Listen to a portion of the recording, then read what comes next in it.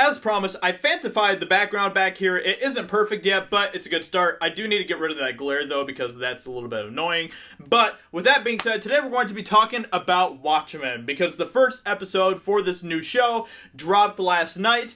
And as per usual, as it seems to happen with almost every movie and show that is coming out nowadays, there is a divide between the audience and the critics.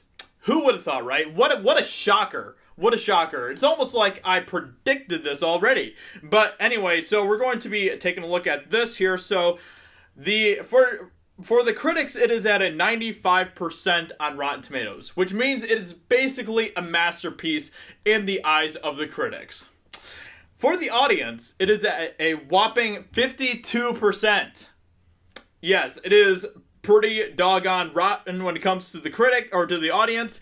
And for the critics, it is amazing. It is spectacular. You will never see a show like this ever again. But we're going to also take a look at the critics' consensus. So it says, bold and bristling Watchmen isn't always easy viewing, but by adding new layers of cultural context and a host of complex characters, it expertly builds on its source material to create an impressive identity of its own. Now, whenever you hear something like the critics or, the woke Rotten Tomatoes or the woke mainstream media use something like cultural context, that should raise some red flags. I mean, they kind of did the same thing with Joker, but in the opposite way.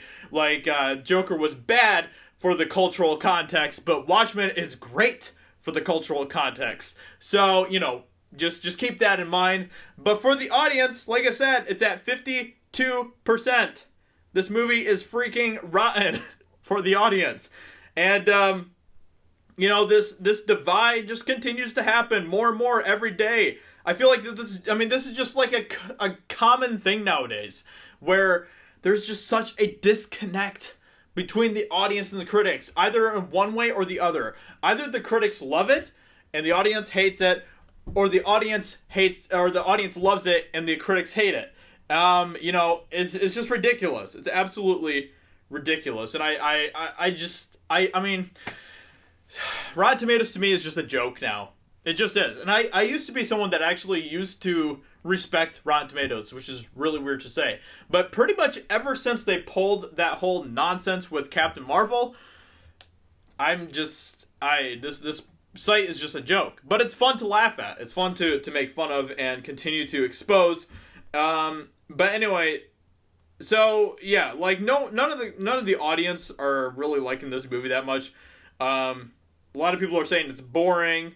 That there's a lot of really bad subtext. There's a lot of bad subtext to it. Disappointingly woke is what another person says. So yeah, and then the audience is just like, oh my gosh, this is just a masterpiece.